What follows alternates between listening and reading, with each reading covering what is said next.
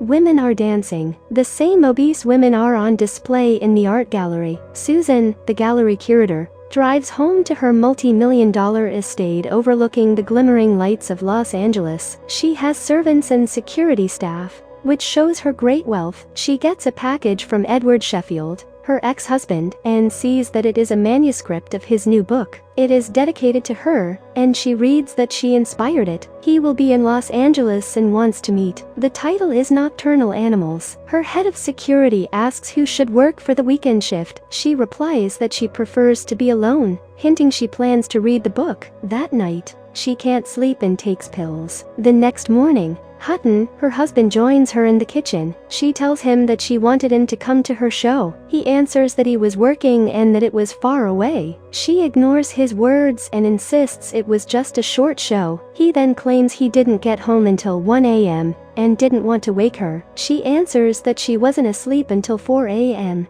hinting that she knows he is lying. He asks about the manuscript, so she says it's from Edward. Hutton comments that she hasn't talked to Edward in almost 20 years. She specifies 19 and explains that she called Edward, but he hung up on her. Hutton says, "I didn't know Edward was a writer." She laughs at this, and says that Edward was writing when I met you, before the divorce. He changes the subject to tell Susan that he must go to New York that weekend to solidify a business deal. He adds that he hates art. She tells him she'll just start buying work from new LA artists, so when people come over, they'll think they're ahead of the curve and not financially broke. Susan begins to read the book, which is dedicated to Susan. The first page is Tony Hastings packing up his car for a road trip with his daughter. That night, Susan and her husband throw a party in their home. A rather ostentatious friend, Alessia, greets her, and they have empty conversation with the friend, wishing she could have been more supportive when Susan was depressed. Susan tells the friend about the manuscript dedicated to her, and Alessia replies that she didn't know she had an ex-husband. Susan admits to feeling unhappy with life, even though she has so much and everything is going well on a superficial level. The woman suggests she should have married a gay man like she did, and we see her husband Carlos chatting up a guest. Alessia points out that she will always be the only woman in his life, and that's hard to come by with men. The weekend comes and Susan is now alone. She continues to read the manuscript. We now see the story. Tony is driving through Texas, late at night, without stopping with his wife Laura and teenage daughter India. They are having playful banter about their trip and the decision to drive 14 hours without stopping. India complains that there is no phone signal in that part of Texas. The road is empty except for 2 cars in both lanes ahead. Both are driving slowly and at the exact same speed. Tony honks his car to get one of them to move over so he can pass. One car does move over, but immediately begins harassing Tony. His daughter flips off the driver. The car passes and it's filled with 3 sleazy-looking men, glaring at Tony and his family. That car begins playing chicken with Tony's car, which he swerves to avoid, but eventually they hit his car and scream at him to pull over. Sensing danger, he ignores them, but the car continues to pursue them, finally slamming against their car and knocking them over to the side of the road. Tony has no choice but to engage with the driver in the other car now. He comes over and he's a redneck who comes off simultaneously charming and terrifying. He begins asking why Tony didn't pull over after Tony ran them off the road. Tony and his family respond that his car hit theirs, but the redneck ignores them, continuing on about how they have to report accidents. The family knows something shady is going on. The car that was initially driving alongside the redneck's car zooms off, hinting that he was being harassed before Tony came along. Tony suggests calling the police. The redneck seems open to this, but points out there's no signal, which we already know is true. Tony says they'll drive to a town where they can call someone, but the redneck points out Tony has a flat tire, and he needs to get out of the car to change it. Tony doesn't believe him, and so the redneck tells him he should try to drive away if he thinks he's lying. Tony does, and he does, in fact, have a flat tire. Although whether this happened from the collision or something malicious was done after the redneck came over isn't clear. He tells Tony he will change the flat tire for him, and asks him to get out of the car to open the trunk. Tony is hesitant to leave his car because the man seems to be dangerous, but finally, he swallows his concern and gets out to open the trunk. removing their luggage so they can get the spare. Now he tells Tony to get his wife and daughter out of the car so he can change the tire. Tony tells him they're not leaving the car, but the redneck is insistent the car should be empty if he jacks it up. A police cruiser drives by and Tony and his family try to signal it, but it doesn't stop. The redneck laughs and says, "There goes your police." The other two rednecks get Tony's wife and daughter out of the car and begin harassing them. Tony tries to protect them, but the redneck driver keeps preventing him. All the while, Tony tries to assuage the situation by being polite and non-confrontational. The redneck continues to taunt him. While he is being held up, the tire gets changed, which sort of assuages Tony's fears for a second that maybe they're just immature and not dangerous. Tony orders his wife and daughter to get back in the car. The redneck driver asks how they're going to get into town to report the accident. Tony is confused and explains they'll each take their car, but the redneck deflects this idea, suggesting Tony could drive off and it'd be better if he went with their daughter and wife. The daughter and wife are against this, as is Tony, and they scream for Tony to get in the car, but before he can, the redneck and one of his friends hop inside and peel off in Tony's car. Tony watches his own car driven off with his wife and daughter inside. One redneck is still left with Tony. He tells Tony to drive the other car, the one that the redneck was previously driving. Tony hopes that the plan is legit and that his wife and daughter aren't in danger. They drive down the empty stretch of highway until they get into an abandoned town. Tony is directed to turn down a dirt path. He passes his own car, empty and parked in the dirt, but the redneck tells him to keep driving. Tony tries to argue and the redneck responds, "Don't worry, they've never killed anyone yet." Tony demands to know where his wife and daughter are, but the redneck just tells him to get out of the car. Tony is now alone in the dark in a clearing. Moments later, the redneck driver appears in Tony's car with the man who rode with Tony alongside him. Tony ducks behind a large boulder. The redneck is angry that his friend let Tony get away. His friend shouts out, "Hey mister, your wife and kid want you." Tony stays put until they drive away. He then runs through the fields trying to find someone to help. He ducks under a barbed wire fence, but can't get anyone to stop for him. He makes his way to a farmhouse where he asks to use the phone. Back to Susan's home. She is shocked by the malevolent story and has to put it aside. She calls her husband in New York. He is walking affectionately with a female model who remains silent while he speaks to Susan. They get in an elevator and the bellhop asks which floor. Susan's husband says the 31st floor. This makes Susan suspicious as she says that's not their usual room. He responds by claiming he threw a fit when they didn't have their room available. They finally arrive at the floor, and the bellhop turns to the woman and says, "31st floor, madam." Susan freezes, hearing this on the other end. She knows he's with another woman and freezes up. Finally, she speaks, but only to say goodbye. Susan struggles to sleep, as always, and then continues to read. In the story, a police officer named Bobby comes by and asks Tony to tell him what happened. Tony explains the situation, and Bobby points out that the men had no guns, and asks why he let him drive off with his wife and daughter. Tony explains that they took the car, and Bobby finds this incredulous. When Tony gets to the point where one of the rednecks says your wife and kid want you, he asks why he didn't go to them. We know that Tony could tell the men were dangerous, but in this small Texas town, everyone comes off hyper-masculine and prone to violence, so Tony seems to be struggling, justifying his non-confrontational response to the situation. To find where Tony had last seen the men, he is brought back to the stretch of highway, until he recognizes the barbed wire he had crawled through. He uses this to find the trail which leads them back to the area they had passed in the car. There is a small shack there, and Tony is told no one has lived there for years. Tony is staying at a hotel in town while the search for his family is active, and he is told to wait there until he hears back. Tony returns to the hotel, Sommer obviously blaming himself for not being a more aggressive personality. When his wife and daughter were threatened, the phone rings and Bobby tells him they've found fingerprints in the shack, and it looks like it could be Ray Martin.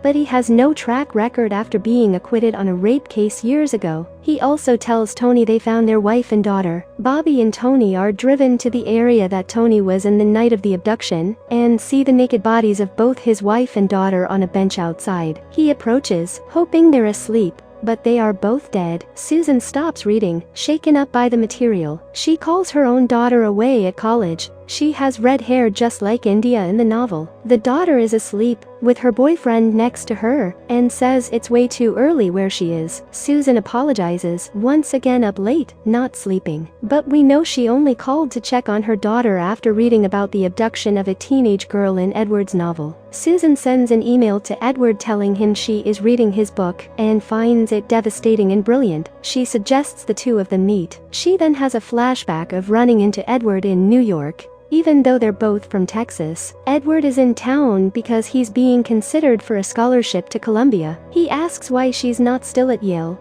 and she says she graduated and is now in New York for grad school. Susan then asks Edward if he knows anyone in the city. When he says no, she asks him out to dinner. Back in the story, Tony is called by Bobby, who tells him they found out his wife was killed with a hammer, just a few hits, and then she died with no suffering. But Tony is then told his daughter wasn't so lucky, and she was suffocated to death. Bobby then adds that both were raped. Tony is sent a picture of who they suspect is the lead suspect based on fingerprints. Tony observes the photo, but doesn't seem to be able to identify him. We flash back to the dinner in New York. Edward tells Susan he only hung around her brother to be around her, because he had a big crush on her. She tells him Cooper had a big crush on him. He is surprised by this information, and she tells Edward that he was her brother's first crush. Edward now feels bad he hasn't kept in touch with Cooper, now that he knows he liked him so much. Susan compliments him that his reaction to finding out his best friend was in love with him wasn't fear or disgust, but concern for his feelings. She wished her family was as open-minded, but they disowned Cooper when he came out as gay, adding that she has nothing in common with them. They're Republicans, conservative, racist, bigoted, narcissistic. Susan voices her detest of her family's arrogance, and how her mom thinks she's better than others. Edward tells Susan that her mom and her both have the same sad eyes. She tells him she doesn't want to be compared to her mother, and he asks why. She points out that they're completely different. Edward asks Susan why she abandoned her pursuit of an art career. She responds that she wasn't that good at it, and is a realist who doesn't want to believe in success she will never have. He contradicts this, admiring her past work and saying she's perfect. She says she's not perfect, but he suggests that she's much better than she accounts for, and that she underestimates herself. She then asks him to go home with her, admitting that he was her first crush too. Susan begins reading again. It's been about a year with Tony depressed about his role in the abduction. He showers and shaves his beard off. Bobby calls to tells Tony that they caught two of the guys whose prints matched that night, a guy named Turk who they shot dead and a guy named Lou who they're holding. They ask Bobby to come down to the station to identify Lou. Once there,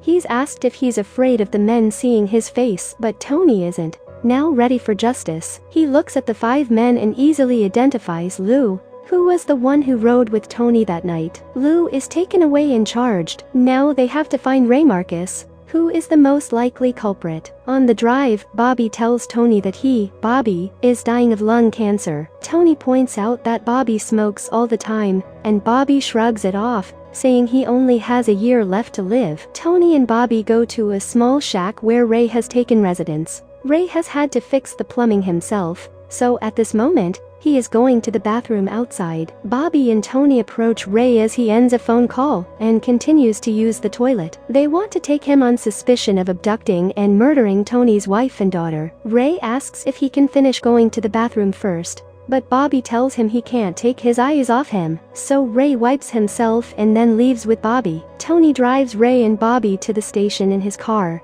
Glancing at Ray in his mirror, Ray points out that Bobby never read him his rights, but Bobby claims that he did and says that Tony will confirm this, hinting that Bobby doesn't do things by proper procedure. Ray denies ever having seen Tony before, but Bobby points out that's probably because Tony shaved his beard. Tony glares at Ray, silently, much more confident than he was the night of the attacks. Bobby asks Ray questions, and then tells him the conversation is being recorded. Back in present day, Susan has a flashback with her mom in Texas. She forbids Susan from marrying Edward, suggesting she should wait until she's older. Susan reminds her mom that she had recommended another suitor for marrying, and her mom admits that a real concern is that Edward is beneath her. She adds that Susan only likes Edward because he's romantic, which isn't a bad thing. But eventually Susan will regret being tied to him. Along with his sensitivity comes a man who lacks ambition and drive, and will never achieve anything. In their married life, Edward lets Susan read the novel he's working on. She is critical, citing that it isn't that good at the moment, and saying he is writing about something too close to home, and it lacks excitement. He gets defensive and angry with her. She explains she is merely being honest with him. Edward replies that he poured his heart into his work, and he wants her to like her husband's work. She now denounces him writing the novel altogether, telling him it's unrealistic to plan to work at a bookstore and bang out a novel every year. He tells her she's turning into her mother. The next day in class, Susan picks up the pencil of another student who she immediately finds attractive, who we know will eventually be her husband. Susan goes to her art gallery, walking up several flights of stairs, pausing to look at a new piece of art hanging in the hallway titled Revenge. Susan's assistant, Sage, appears and preps her for the meeting. Sage tells Susan that she just got a nanny cam that she can watch on her phone, because she doesn't trust her nanny. Susan observes the app, showing a baby in his crib, and then a scary face jumps into frame and screams at her. Susan drops the phone and it shatters. She tries to explain to Sage there was someone on the phone, but Sage replies, nonchalantly, that that person was her baby. Susan awkwardly apologizes for the phone, but Sage tells her it's okay, because a new one comes out next week. In the board meeting, the women at the gallery are vapid, including one who has had horrible plastic surgery, which she denies having. They discuss whether to fire a new employee who hasn't lived up to her potential, citing another young candidate who applied and would be more appealing. Susan interjects that they committed to teaching her and guiding her, and shouldn't abandon her for someone else. It is pointed out that Susan took the opposite approach the last time it came up in discussion, but Susan has now changed her mind, and metaphor for how she treated Edward. In a flashback, we see Susan break up with Edward, who begs her to stay faithful to him. He says that when you love someone, you focus on making it work, not on discarding them the first chance you get. He has tapped into something because she is pretty persistent that they divorce. We know that she has met the man who will be her future husband, and they'll marry shortly after the divorce. Susan tells someone on her staff at home that Nocturnal Animal was a nickname Edward had given to her, because she would always stay up late. He named the book after her, and also dedicated it to her. Back in the manuscript, Bobby visits Tony to tell him they have to let Ray go, because they only had circumstantial evidence against him. Tony is devastated because he knows Ray is the one who killed his wife and daughter. Bobby says that a government official in his town wants to hire someone else as sheriff, so he wants Bobby removed from his position, hence them not helping convict Ray to finish up his services. But Bobby is going to die and is willing to take the law into his own hands. Since he has nothing to lose, he doesn't want his last case to be an unsolved murder. Bobby and Tony find Ray in a diner and promptly arrest him, with Bobby telling Ray that Lou snitched on him. Instead of the police station, they take him to the small shack where Tony's wife and daughter were raped. Lou arrives having been told that Ray snitched on him. Lou and Ray argue with each other, solidifying their involvement. Bobby goes to the bathroom to throw up, giving a gun to Tony and telling them not to move or Tony will shoot. When he returns, Lou tries to run, so Bobby shoots him dead. Now that Ray realizes they aren't following the law, he runs out of the house. Bobby calmly tells Tony that he can catch up to Ray, since he will need to make it all the way to the highway to hitch a ride from someone. Tony finds Ray back at his home later that night, asleep. Ray wakes up, taken aback that Tony pursued him. He then begins taunting Tony, telling him he fucked his wife, adding he needs to be respected. When she told him no, he was mad, and that's why he killed her. Tony points a gun at Ray, his hand shaking. Ray tells him he's holding a gun he doesn't know how to use. Tony screams at him, furious with an anger that was absent the night Ray and his buddies accosted his family. Tony cocks the gun but doesn't shoot. Unbeknownst to him, Ray grabs a fireplace poker. He eventually charges at Tony, but he retaliates by shooting Ray once, then twice. Ray gets angry as he notices that he's bleeding to death. He strikes with the poker. Susan remembers sitting in the parking lot of a hospital with her future husband, and through conversation, we learn that she feels guilty for having just had an abortion without telling the father Edward. He assures her Edward will never find out, But then we see Edward in the parking lot, glaring at Susan in the car. We now realize that Edward's meek nature caused him to lose both his wife and his daughter, and he used that as a metaphor for a great novel, countering Susan's belief that he would never be a great writer. Back in the manuscript, we see both Ray and Tony unconscious on the floor, but Tony comes to and it is revealed he was blinded with the poker by Ray right before he died. Tony makes his way outside and stumbles down the stairs, bleeding from his eye. He falls on his gun and it goes off. In present day, Susan receives a reply to her email to Edward, requesting they meet while he's in town. He simply says, "Tell me when and where." Back to the manuscript, we learn that Tony has accidentally shot himself right through the heart. Susan shows up to a fancy restaurant all dressed up. She gets a table and waits for Edward. Time passes and he doesn't show up. More time passes, and it becomes clear that he has stood her up, which is sweet revenge. Given that she made him feel worthless, she is now in a troubled marriage and unhappy with her life, and also now realizes what a great writer he was after all.